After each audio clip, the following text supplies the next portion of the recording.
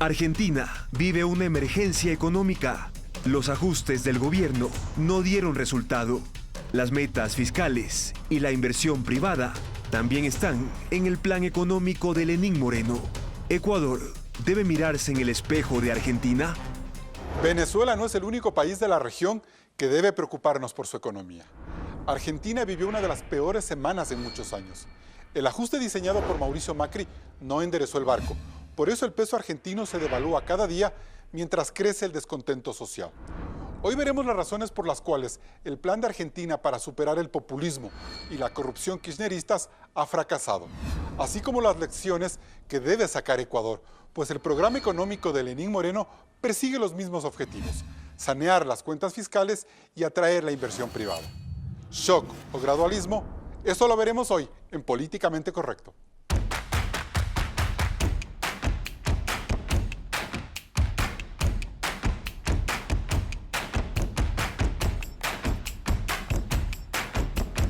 Hoy nos acompañan Patricio Alarcón, presidente del Comité Empresarial Ecuatoriano; Gabriela Calderón, analista política y económica, editora del Cato Institute; y Diego Borja, exministro de Economía y expresidente del Banco Central del Ecuador. Gracias por estar en Políticamente Correcto. En estos días, varios sectores en el Ecuador miran con preocupación el deterioro de la economía en Argentina, pues consideran que es una consecuencia del plan de reformas y de ajuste fiscal impulsado por Mauricio Macri, hallando además ciertos paralelismos con las políticas económicas aplicadas en Ecuador por el presidente Lenín Moreno. Hoy vamos a despejar estas dudas para ver si es lo políticamente responsable hacer esta comparación. Claudia Roura nos habla de la situación en Argentina. El presidente argentino Mauricio Macri pasa por el momento más duro de su gobierno, debido al estallido de una nueva crisis económica en ese país, tras 8 meses de una incontrolable devaluación del peso que se acerca al 100%. Con casi 3 años en el poder, el gobierno de Macri no ha logrado que su plan de reforma económica para eliminar el déficit fiscal tenga éxito. Y hoy Argentina vive una situación de emergencia, pidiendo una ayuda más rápida al Fondo Monetario Internacional. Esta crisis no es una más. Tiene que ser la última. Y sepan que no me van a encontrar del lado de los que por poder o por dinero hipotecan el futuro del país. Quiero que sepan que estos fueron los peores 5 meses de mi vida después de mi secuestro. Pero ni por un minuto dejé de hacer lo que estuvo a mi alcance para enfrentar con ustedes lo que estamos viviendo. En las calles la gente percibe el empobrecimiento de sus salarios y el alto costo de la vida, en parte por el alza de tarifas y combustibles. Hizo puro desastre, es una vergüenza lo que están haciendo con el pueblo argentino. No se puede vivir así, todos los días aumentan las cosas, no hay trabajo. Los servicios se fueron a las nubes, más de 1500% de aumento. Han cerrado empresas. Las protestas sociales que comenzaron a mediados de año tomarán más fuerza este mes, mientras la confianza en las acciones del gobierno se debilitan. Claudia, ¿cómo entender la situación de Argentina y la magnitud de la crisis? Partamos del indicador más sensible, la devaluación de la moneda que mide la capacidad adquisitiva de las familias. En mayo pasado en Argentina, un dólar se cotizaba en 22 pesos, para llegar a esta semana a los 40 pesos por dólar. La inflación, que en enero fue del 25%, cerraría el 2018 en un 42%. La economía podría caer en un 2,4% del PIB. Para frenar esta crisis, el gobierno grabó un impuesto al sector exportador. Elevó las tasas de interés al 60%, que es el monto máximo mundial. Anunció una drástica reducción del gasto público. Macri también pidió celeridad al FMI sobre los desembolsos por $50.000 millones para el rescate. Los analistas señalan que estas medidas difícilmente frenarán los graves problemas de la economía argentina, golpeada por el gran déficit fiscal de los gobiernos kirchneristas, los choques externos por la política económica de Estados Unidos y la masiva salida de capitales. El plan gradualista que aplicó Macri fracasó, pues el déficit fiscal aumentó al 6,5% del PIB, manteniendo un elevado gasto público por sobre el 40%. son problemas estructurales muy similares a los que tiene Ecuador. Carlos. Bien, gracias Claudia. Gabriela Calderón, da la sensación de que nos enfocamos demasiado en mirar el desastre de Venezuela y no nos percatamos de lo que está sucediendo en Argentina, que es un país más parecido al Ecuador. Sí, ciertamente el desastre fiscal que atraviesa Argentina en estos momentos viene luego de una destrucción fiscal heredada del gobierno de los Kirchner. Tengamos en cuenta que cuando llegan al gobierno tenían un superávit de más de 1% del PIB, que incluso llegó a 3,25% durante el primer año de la administración de los Kirchner. Y luego ellos dejan el poder dejando un déficit de menos 7,2%. Esto equivale a 10 puntos, una destrucción fiscal de 10 puntos porcentuales. En el caso de la Revolución Ciudadana, la destrucción es más o menos similar. De punto a punto estamos hablando de 8 puntos porcentuales. Pero Macri ha gobernado 3 años y los resultados de su plan económico no han corregido esos datos. Es que allá voy, porque la estrategia gradualista falla en que no hubo una total honestidad acerca de la gravedad de la situación heredada, lo cual hubiese legitimado medidas más decisivas que hubiesen construido confianza y credibilidad más duradera para el gobierno y hubiese resultado en no cavar el hondo más hondo, como que es lo que han hecho durante 2 años y medio. Macri no explicó y no miró la gravedad de la crisis con la suficiente responsabilidad. ¿Esa podría ser la conclusión? Sí, porque pensaron, la estrategia de ellos era que un cambio de rostro era suficiente para atraer suficientes inversiones extranjeras, que eso era suficiente para dar confianza y credibilidad. Pero esa confianza y credibilidad fue momentánea y tan pronto cambiaron las condiciones externas y conforme se mantenía la estructura fiscal que seguía manteniendo el alto gasto público y que seguía también con una estructura tributaria alta que no estimulaba el crecimiento y también seguía el endeudamiento, se fue agravando el problema. Perfecto. En ese sentido, Diego Borja, ¿qué hizo mal Argentina, mejor dicho, Mauricio Macri? ¿No haber desnudado el grave manejo económico de los Kirchner? Mire, Carlos, esta es una crónica de una muerte anunciada. Es increíble cómo los países en América Latina transitan por el mismo camino y por el mismo camino fracasado y vuelven a tener los mismos resultados, obviamente, ¿no? Si uno hace lo mismo, que ya le salió mal, va a tener los mismos resultados. Mire cuál es el paquete en la Argentina. Reducción salarial, apertura importadora y desregulación del mercado de capitales, dolarización de las tarifas, tasas de interés elevadas, ajuste fiscal, rebajas impositivas a los sectores más ricos de la población, parecido a lo del Ecuador, y endeudamiento externo. Esto ya lo hicieron en el año 2001-2002, tanto es así que el exministro Cavallo, que fue el que destruyó la economía en el año 2001-2002, dice que prácticamente todo lo que se está haciendo ya se ensayó. Y encima más, se plantean algo que fracasó en la Argentina en el año 2001-2002 y que les condujo a una crisis de desempleo, empobrecimiento, desindustrialización espectacular, como es la meta del déficit fiscal Pero cero. no había que corregir ese déficit fiscal, Diego. No, o sea, fíjese usted. Dejar el hueco como se dejaba por sobre ¿En cuánto recibe el dólar el gobierno de Macri? del PIB. El gobierno de Macri recibe el dólar en 12 pesos por dólar. ¿En cuánto está? En 40. ¿Qué hacen? Sí, todo lo que no se debe hacer en política monetaria. Cometen 3 errores ahí mismo. 1, defienden la moneda deshaciéndose de reserva. Ya van deshaciéndose de 14.000 millones de reserva en lo que va del año.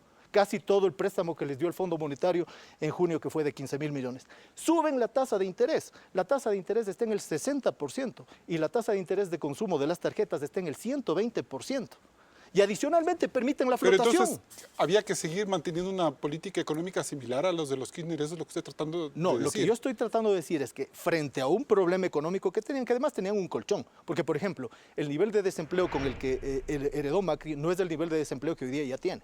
No, entonces es correcto equilibrar o ir a un sendero de equilibrio de las cuentas fiscales, pero no a costa del decrecimiento. ¿Saben cuánto va a decrecer en el año 2018? En 2%, y en el 2019 en 5%. Bien. Patricio Alarcón, entonces la derecha dirá que el problema de Argentina no es de modelo, sino de velocidad.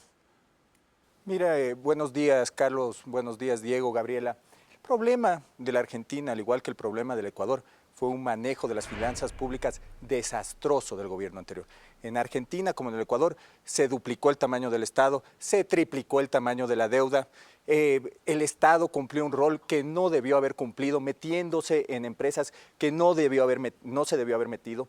Y creo que el error principal de Macri, del presidente Macri, no fue no haber dolarizado cuando el dólar estaba a 12 pesos y esperar a esa debacle. ¿Usted cree que la tercera economía de América Latina tenía que estar dolarizada como Pero el Ecuador? definitivamente, si es que usted no puede tener la tentación de imprimir dinero para poder cubrir un déficit fiscal. Y el error de Macri también fue el excesivo gradualismo, que ese puede ser un error que se puede cometer en este país. Pero más allá, mire, yo no estoy de acuerdo con Diego, porque no existe tal rebaja de impuestos para el sector empresarial o para los más ricos, tal como lo expone. En Argentina, dice usted.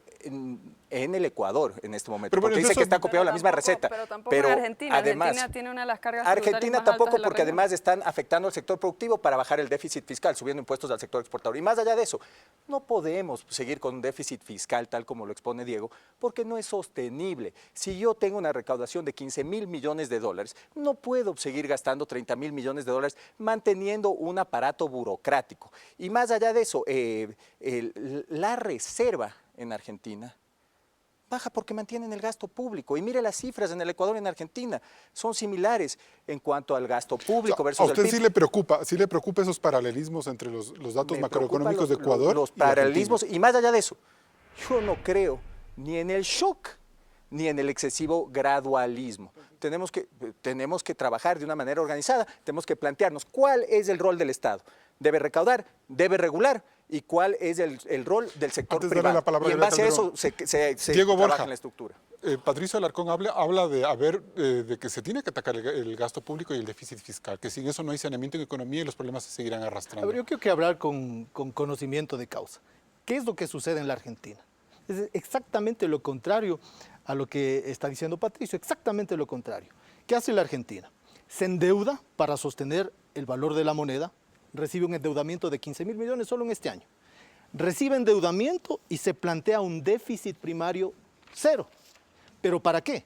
Para pagar la deuda que está emitiendo todo el tiempo para sostener la Pero moneda. no atacó entonces el problema real de los kirchneros. Fíjese, tanto Gabriela como Patricio, y claro, yo obviamente discrepo del medio a la mitad con los dos, están planteando que el problema es que no se hicieron más rápido los cambios, o sea, más shock, más rápido, más devaluación de los salarios, más caída del salario real de los trabajadores, menos capacidad de compra, más disminución de los gastos de salud, de educación.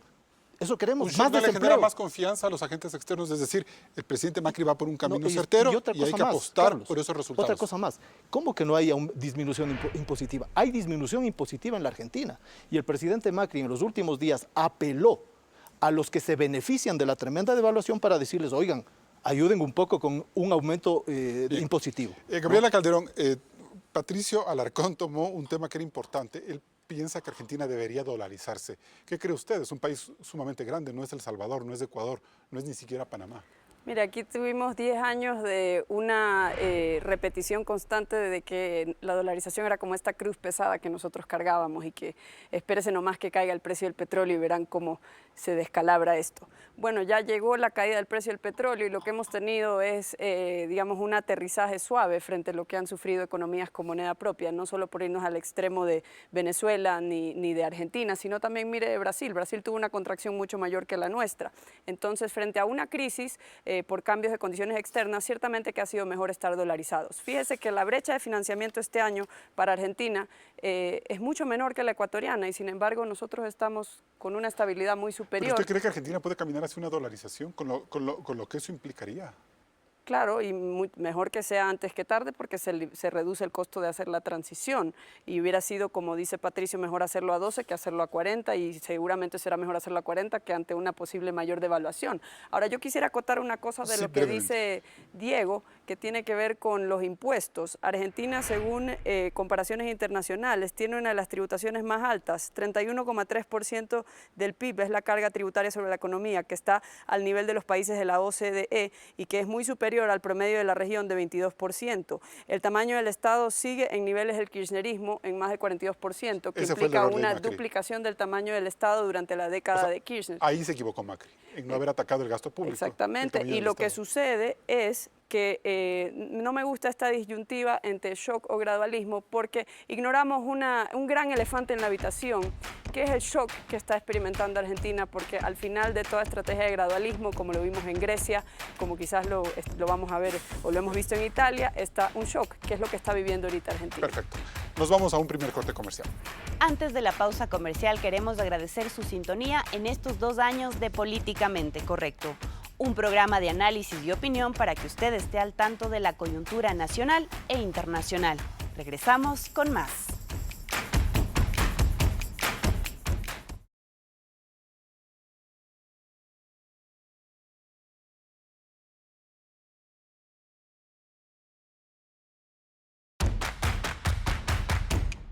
Mientras hay angustia y preocupación por los resultados de los 3 años de manejo económico de Mauricio Macri, el plan de Lenín Moreno despierta aún expectativas.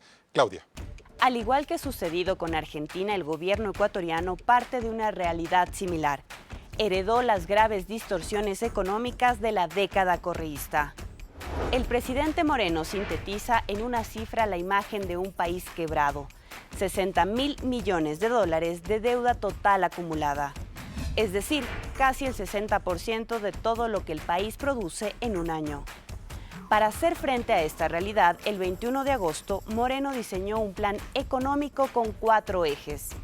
El primero es ajustar el tamaño del Estado y reducir el gasto corriente para ahorrar 1.000 millones de dólares anuales. Un segundo eje es delinear una estrategia, que aún no es clara, para recuperar los dineros malversados por la corrupción. Luego está el diálogo nacional sobre la focalización de los subsidios a combustibles que le cuestan cada año al Estado 3.000 millones de dólares. Se eliminó el subsidio a la gasolina súper y se analiza el del diésel industrial. La idea es recaudar unos 100 millones anuales. El eje más ambicioso tiene que ver con el fomento al sector productivo en general, con la remisión tributaria, que según el gobierno asegura al Estado una recuperación de 600 millones de dólares que estaban en disputa. La apertura de crédito público por 1.300 millones para actividades productivas en pequeños y medianos sectores.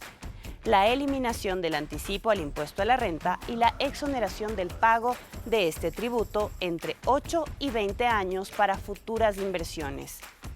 De esta manera, el gobierno quiere asegurarse inversiones por casi 9.000 millones de dólares de 114 empresas para los próximos 4 años y así garantizar la creación de 60.000 trabajos cada año.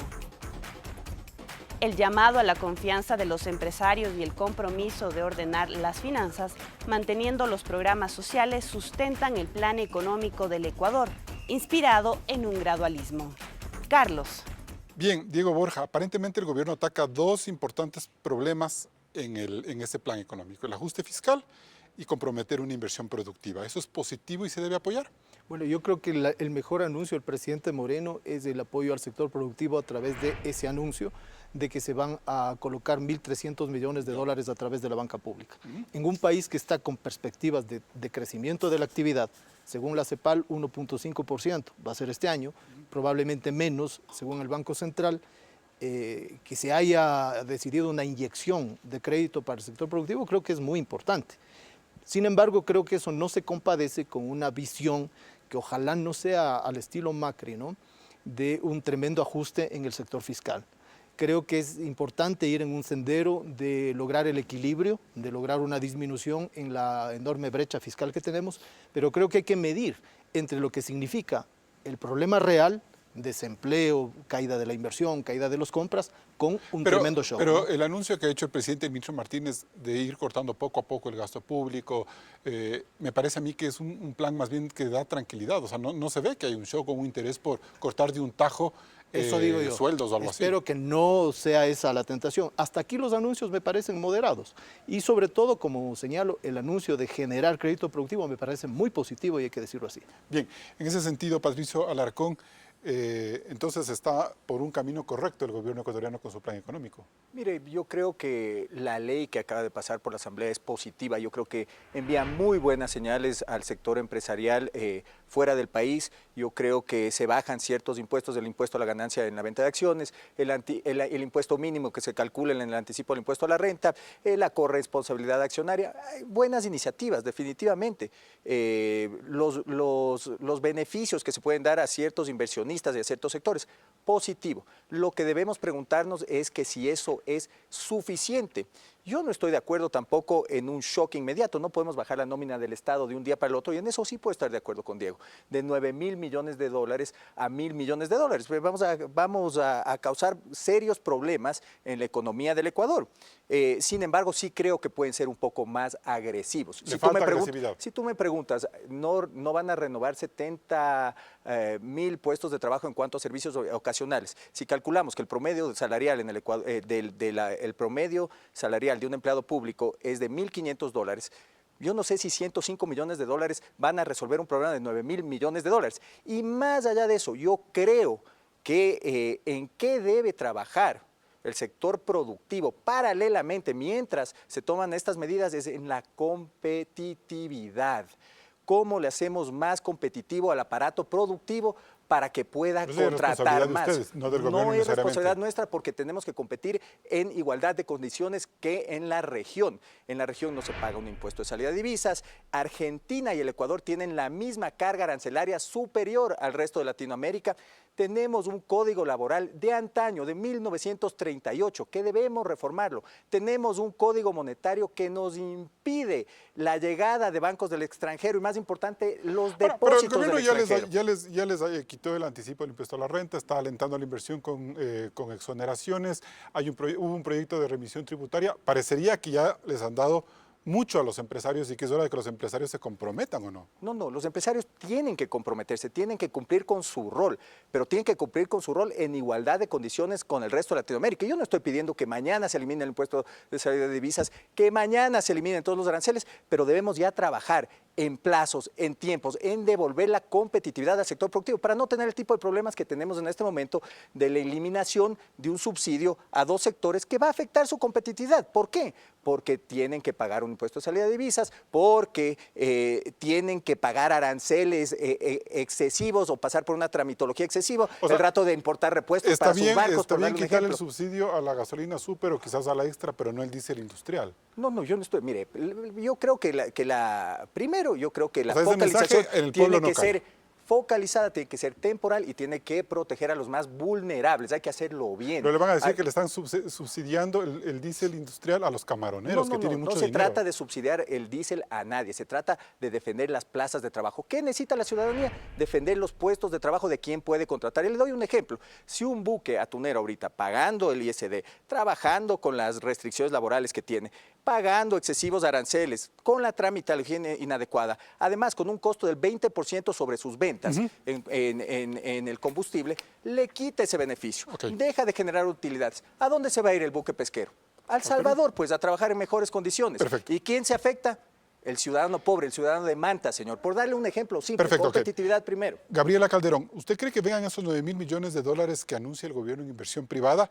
Le digo esto porque el exministro de Kirchner, este señor Axel Kicillof, asegura que el gran error que cometió Macri fue que abrió la entrada a unos capitales que luego se fueron inmediatamente. Es decir, esta llegada de capitales fueron golondrinas y se esfumaron inmediatamente. A ver, Macri en sus primeros 100 días hizo cosas muy positivas para la economía, como eliminar el cepo cambiario y eliminar las retenciones a las exportaciones. Después de eso, que esto es contrario a lo que dice Diego, no redujo el gasto, no realizó reformas estructurales al gasto público de la Argentina, que es el verdadero problema, que genera el desempleo y el crecimiento bajo y la decadencia de Argentina, porque de hecho, como indica el economista argentino José Luis Espert, de los últimos 70 años, 63 años Argentina ha registrado un déficit. Y no es solo cuestión de si gobierna la derecha o la izquierda, porque cuando tienen estos déficits suele haber una crisis cambiaria, que por no estar dolarizado se contagia al sistema financiero y se convierte en una crisis financiera, y luego lo que la gente quiere en Argentina son dólares, y como no les prestan, entonces van y le tocan la puerta al FMI, que les presta de manera subsidiada dólares. Y por eso es que de los últimos 25 acuerdos de Argentina con el FMI, 9 han sido firmados por peronistas y por otros políticos también de otras corrientes. Ahora, con este llamado a la confianza empresarial, ¿usted cree que vengan en 4 años 9.000 millones de dólares como para garantizar empleos, para la gente que tiene que salir del sector público. Carlos, pero es que eso depende de qué medidas se toman. Yo creo que esa ley que se acaba de aprobar, lo que tiene bien claro es de dónde van a sacar más plata y no tiene muy claro de dónde van a venir los ahorros. Y lo mismo se puede decir de los últimos anuncios a fines de agosto. Sucede que siempre la estrategia de este gobierno, que es similar a lo de Macri, es hablar con una retórica de austeridad, pero en la práctica siguen en más de lo mismo porque no se hacen recortes reales, recortes netos del gasto público. Esas líneas de créditos de 1.300 millones es como borrar con una mano lo que se hace con la otra mano, porque por un lado se dice que se promete un ahorro en el gasto público alrededor de 1.000 millones, pero por otro lado se crea un nuevo gasto. Y en el caso de Macri, sí, eliminaron unos gastos, pero crearon otros gastos, porque de hecho crearon nuevos ministerios. ¿Eso que está pasando en Ecuador? Están siguiendo el mismo libreto, yo veo la misma estrategia, tienen año y medio hablando de austeridad, y sin embargo el gasto corriente aumentó en 2017, está aumentando en 2018. ¿Dónde está la austeridad? ¿Dónde está la austeridad? Bueno, no lo digo yo, lo dice Gabriela. En el caso de Macri, en el 2017, él mantuvo una política populista en ese sentido de mantener determinadas ayudas a familias, a jubilados, de obra pública, porque eran las elecciones. Pero ahora les está diciendo a los argentinos, bueno, ahora les toca pagar la factura a la mayoría de la gente, a los más pobres, y les quiere hacer una disminución de $500 billion en términos latinos, con 12 ceros de pesos de recorte fiscal. En el caso argentino, el gobierno de Macri, de los grandes gerentes y CEOs que les decían, ¿no es cierto? El déficit de cuenta corriente en lo que va del año, enero-julio, es 3% del PIB. O sea, el problema de la Argentina es un problema fiscal, pero ha sido agravado por la política de Macri. ¿Y usted cree que la política de Moreno puede agravar la situación fiscal del Ecuador tal como están las cosas? ¿O más bien hay que darle un voto de confianza por lo que ha hecho? Yo creo que ahí hay que poner los caballos delante de la carreta. Y lo que acaba de decir Patricio creo que es, y ahí coincido. ¿Cuál es el problema fundamental del Ecuador? Es el problema del empleo, resguardar el empleo, generar crecimiento. Si nosotros ponemos como fundamental el equilibrio fiscal a costa del crecimiento, a costa del empleo, ¿qué vamos a tener? Mayores índices de pobreza, mayores niveles de decrecimiento, mayor nivel de desempleo. Mire, según cifras del INEC, en el primer semestre de este año hay 504,000 nuevos pobres en el Ecuador. 504,000 nuevos pobres en el Ecuador, según INEC. ¿Queremos seguir en una línea de política económica que contraiga la economía? ¿O queremos nosotros ir resolviendo el problema fiscal al tiempo de línea? El gasto ha seguido aumentando. El problema no es el gasto, el problema es la falta de una política de reactivación. El problema es el modelo. Y hay que hacer un cambio en cuanto al modelo. Y eso se debe definir y en base a eso hay que trabajar. Pero poniendo, digamos, los objetivos sociales adelante. Empleo. Perfecto. Mejora de condiciones de vida, no pobreza, etc. Seguimos el debate políticamente correcto. ¿La ruta económica que toma el presidente Lenín Moreno es políticamente correcta?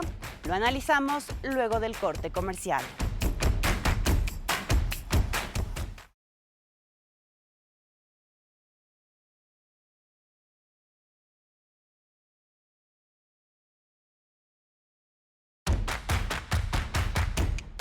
Augusto de la Torre, ex economista jefe para América Latina del Banco Mundial, evalúa la ruta económica trazada por el presidente Moreno.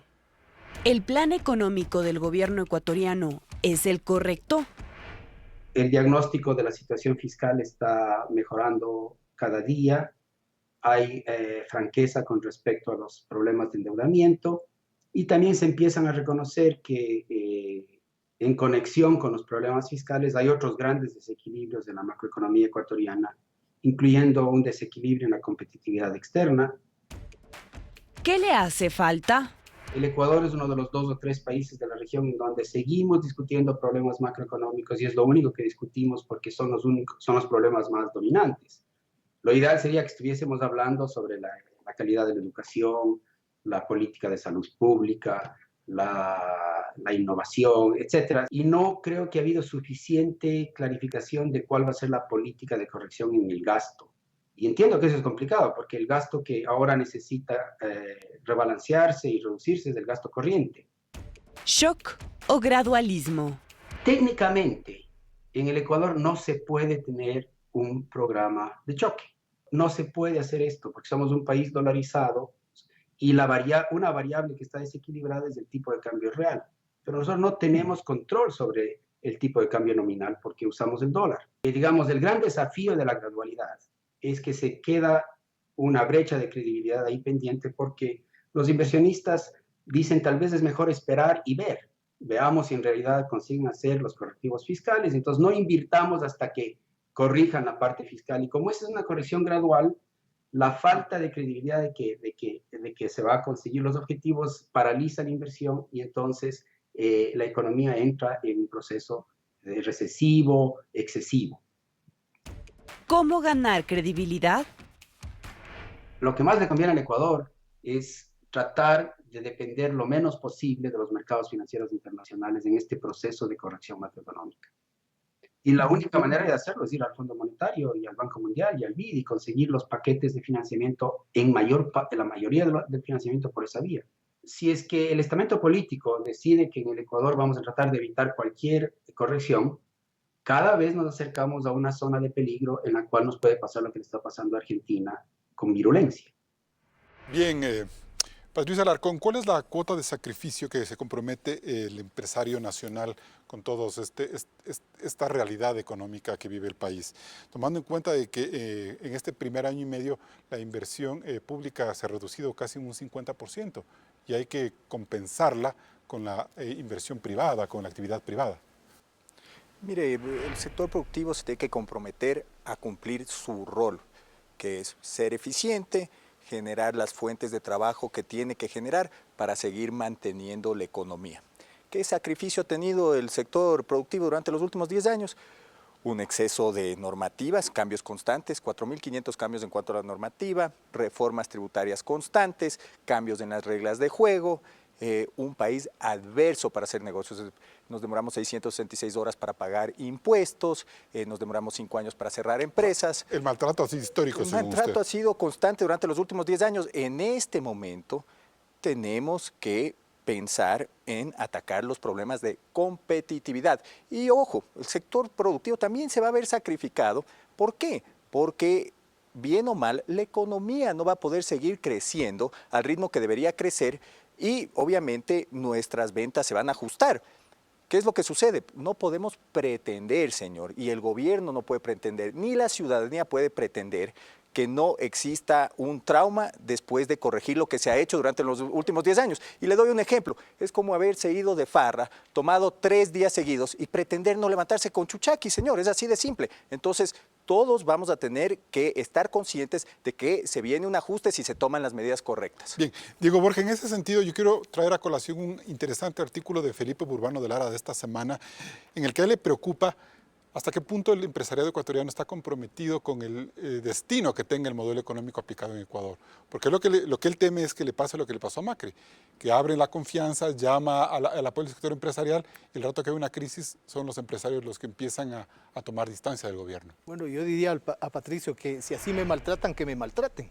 Durante el gobierno de Correa tuvieron 52.000 millones de dólares de ganancia los grupos más concentrados. Y si vamos por sectores, los de la infraestructura, de la construcción, del comercio al detalle, de la agroexportación, de la banca, no tuvieron nunca semejantes ganancias durante el gobierno de Correa. Correa les dio en el 2015 ya una remisión de impuestos y de multas tributarias con un inmenso beneficio que hoy les vuelven a dar. Entonces yo creo que hay que ser más bien, y no son todos los empresarios, porque yo he escuchado a los empresarios, por ejemplo, de la Cámara de Pequeños Industriales de Pichincha que se quejan de que ellos no están teniendo los beneficios que tienen.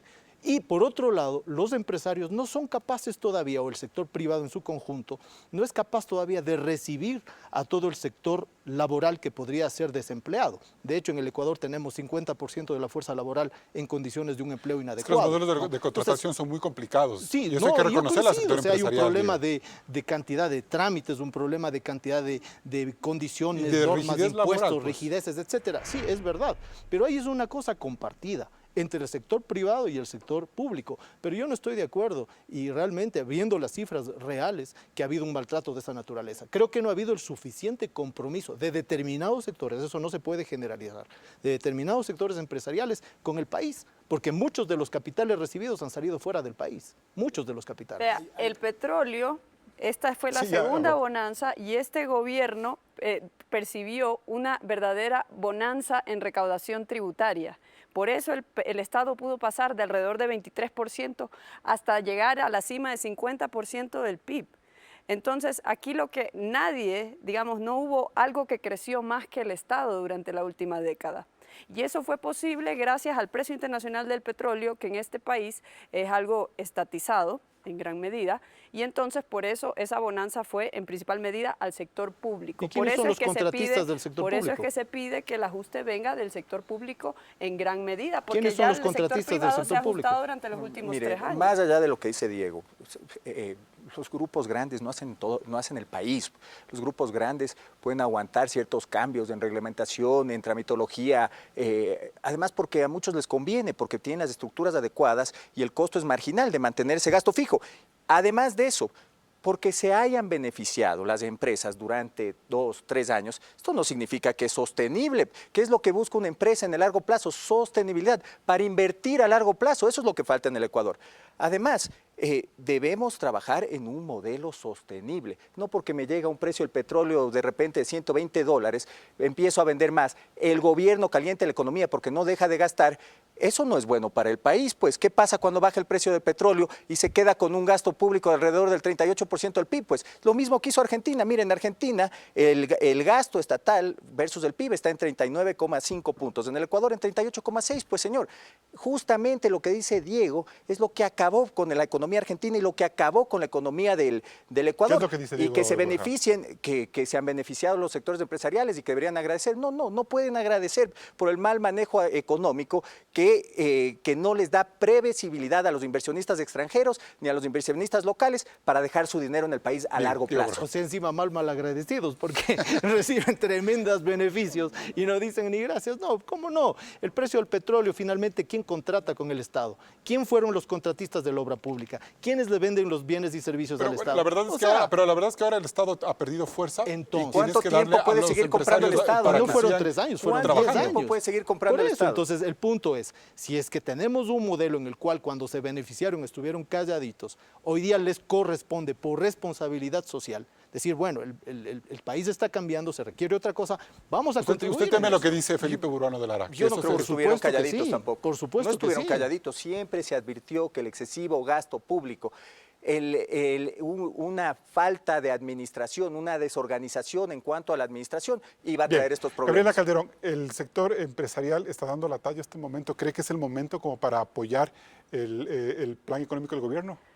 Yo no puedo hablar en nombre del sector empresarial. Lo que sí puedo corregir es una percepción confusa que tiene Diego aquí acerca de que dice que les han dado a los empresarios 52.000 millones, como que si la plata viene del Estado o un favor que el gobierno le permite a los empresarios ciertos beneficios o privilegios. Ciertamente que los hay. Yo personalmente he tratado de criticarlos en cada oportunidad que he tenido, pero generalmente cuando alguien se invierte, trata de generar riqueza. Esto tiene que ver con la función empresarial de crear riqueza. Esto probablemente no lo conoce Diego, pero de eso se trata la empresa, de generar riqueza que previamente no existía. Y por eso es que es importante políticas pro crecimiento, que no se crea que eso es dejar de lado la cuestión social. De hecho, eso es poner a la delantera la cuestión social, porque como se demuestra en estudios internacionales, 2/3 de la reducción de pobreza a nivel internacional se debe al crecimiento. Y las políticas que tenemos actualmente nos llevan por el camino de Argentina y de Grecia, que tienen escaso crecimiento por debajo del nivel de crecimiento de la población, lo que termina en una decadencia, en lugar de que crezca el PIB per cápita, termina reduciéndose, que es lo que ha pasado en Argentina durante los últimos años. Nos vamos a un siguiente corte comercial. Recuerde que puede seguir este debate en Twitter, @políticacorrecta, y en Instagram, @políticamentecorrecto.es. Envíenos sus comentarios.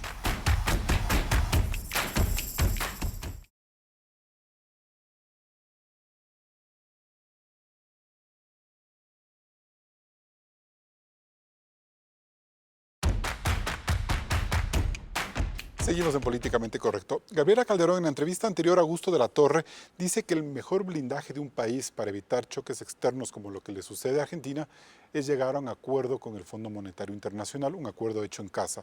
Si suena tan fácil como dice Augusto de la Torre, ¿por qué cree usted que no se lo hace en Ecuador? Bueno, yo no estoy de acuerdo con eso. Yo creo que más vale estos acuerdos con el FMI que fijan ciertas condiciones lo que hacen es postergar la necesidad inminente de realizar reformas estructurales. Como lo demuestra la historia de la misma Argentina, muchas veces se violan esas condiciones expuestas en estos acuerdos, luego se retorna a una crisis y luego algún otro gobierno que hereda esa crisis acude nuevamente al FMI.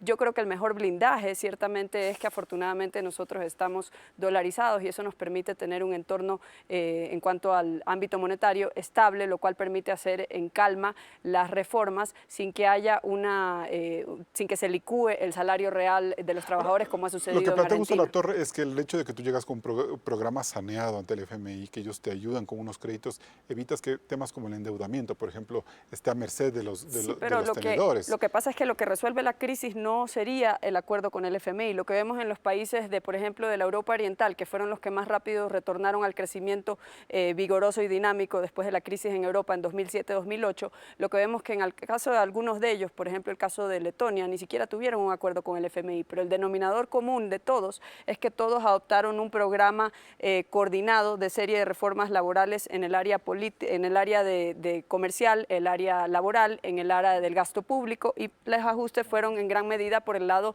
de reducciones del gasto. Es decir, usted puede llegar a un equilibrio fiscal aumentando los impuestos, que generalmente suele ser la receta del FMI, pero eso de ahí lleva camino de Grecia y de Argentina. No nos lleva camino de países que han salido de manera exitosa y rápida de una crisis.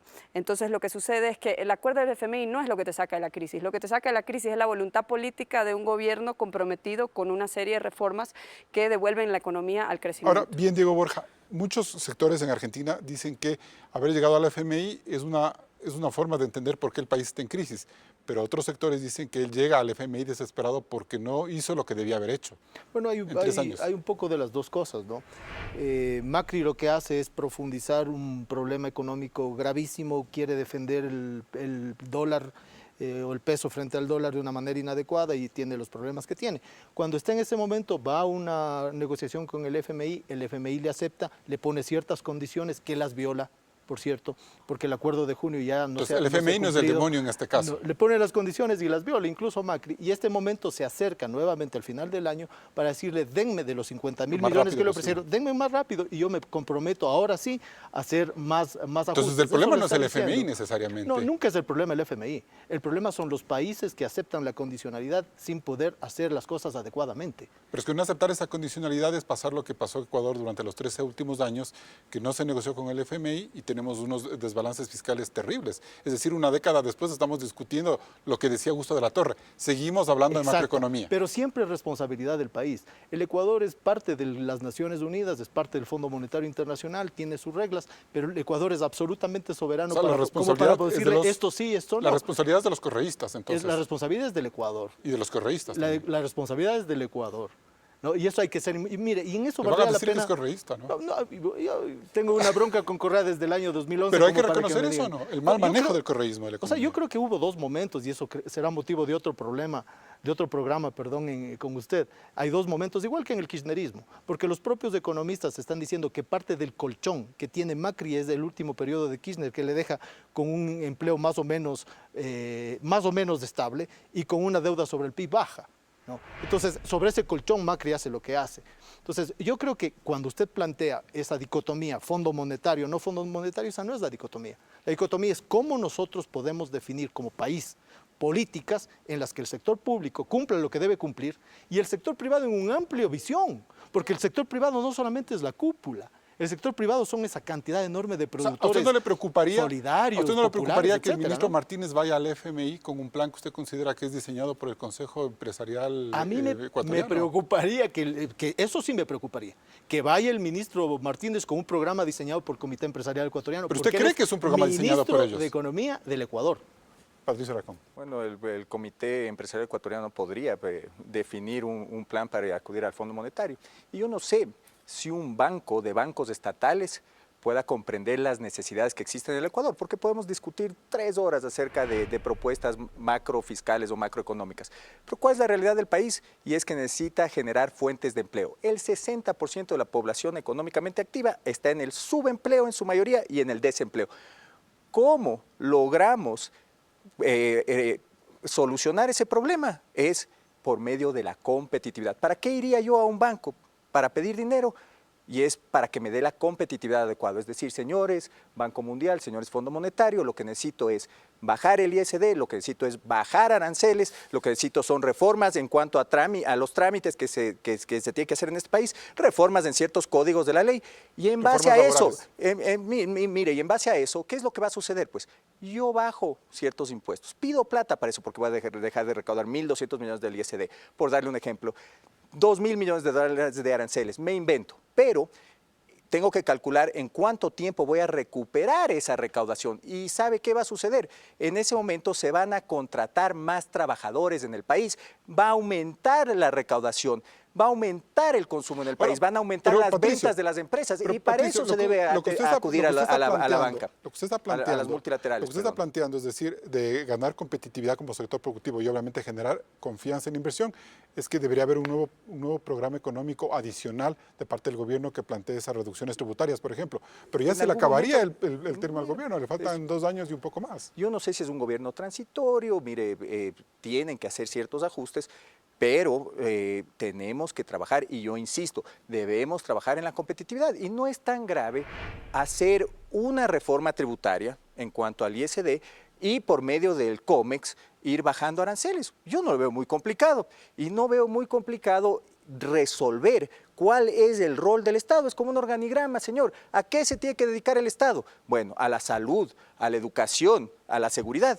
Y el resto, obviamente, debe tratar de compensarlo por medio del sector privado, bajando la estructura dentro del Estado y durante estos 3 años, tomando las medidas que le dije que yo creo que se deben tomar, permitiendo que el sector privado contrate esa fuerza laboral. Gabriela Calderón, ¿hasta qué punto usted le ve al gobierno lo suficientemente fuerte como para avanzar en un plan adicional de reforma económica que contenga, por ejemplo, unas mayores facilidades tributarias para el sector productivo? Yo creo que el gobierno ha desperdiciado una oportunidad de oro, que es haber llegado con un altísimo capital político al poder el año pasado. Se le está acabando, ¿no? Y ya ha caído casi a la mitad de ese capital político, digamos, esa aprobación, por decirlo en lenguaje de las encuestas. También creo que un error estratégico ha sido comunicar la gravedad de la situación con total honestidad y anteriormente. También creo que es un error subestimar el desequilibrio al que se enfrenta la economía y la prueba de que esto va a seguir dando problemas y que la cuestión no se resuelve con la ley que acaban de aprobar y con los anuncios a fines de agosto del presidente, es que hay un país en la región sudamericana, excluyendo a Venezuela, un país que se acerca a Argentina en riesgo país, y ese es Ecuador.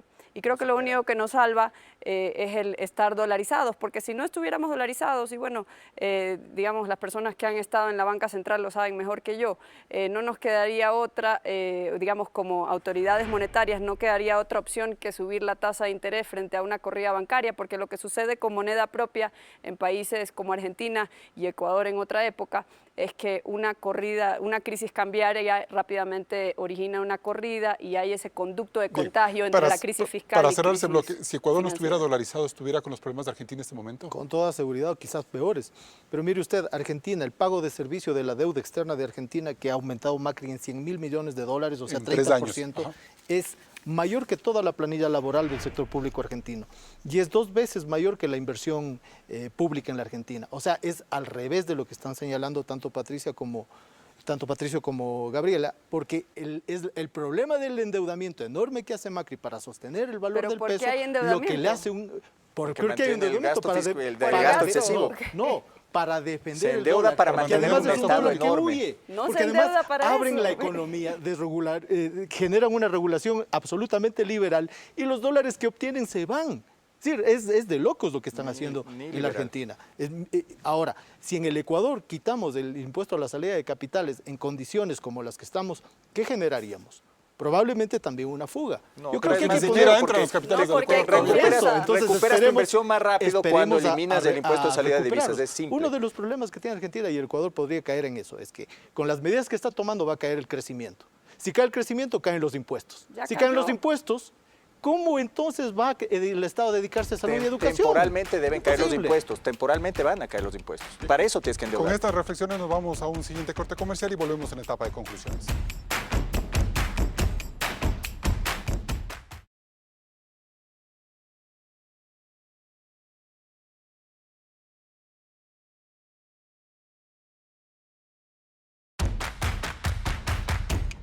Entramos en etapa de conclusiones. Diego Borja, ¿es políticamente correcto comparar la situación de Argentina con el plan económico del Ecuador? Creo que no. Creo que el Ecuador tiene otros problemas, Argentina tiene problemas diferentes. Para empezar, no tiene una moneda dura como el Ecuador. Creo que en el Ecuador hay que ir por algo de lo que señalaba hace un momento Augusto de la Torre, dejar de discutir solamente el ajuste macroeconómico y el equilibrio macroeconómico y entrar a discutir los temas fundamentales: empleo, inversión, crecimiento, transformación productiva, innovación, cosas que deben estar en la agenda productiva del Ecuador, que además es la agenda que permitiría resolver ciertos problemas sociales que se están agudizando. Patricio Alarcón. Lo políticamente correcto es no trabajar como lo hizo el presidente Macri en base a las encuestas. Ya vemos que cuando un político trabaja solo en base a las encuestas, las medidas tibias terminan acarreando problemas que después se deben solucionar. Un ejemplo es lo que está pasando en este momento en el municipio de Quito. Lo políticamente correcto es trabajar en fomentar las fuentes de empleo en el país, en la competitividad del sector privado. Si se solucionan los problemas estructurales que tiene en este momento el sector productivo, entonces se generarán las condiciones adecuadas para atraer fuentes de empleo, resolverán en parte los problemas que tiene en este momento el Ecuador. Gabriela Calderón.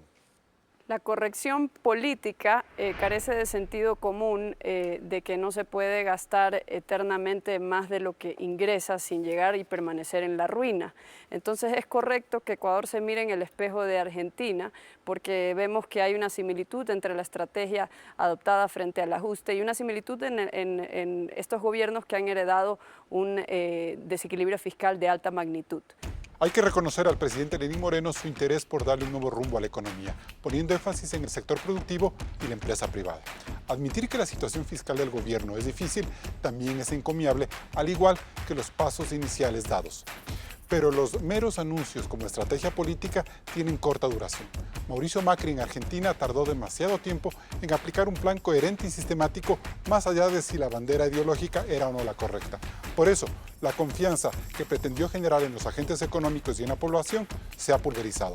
Ecuador debe mirar con mucha atención la crisis argentina, donde el mayor desafío es lograr que los políticos, los actores sociales y los empresarios apoyen al gobierno para que esa transición económica sea exitosa. Hasta el próximo programa. Así cerramos este debate en Políticamente Correcto. Enseguida, el reprise de Visión 360. No se desconecte de la señal de Coavisa.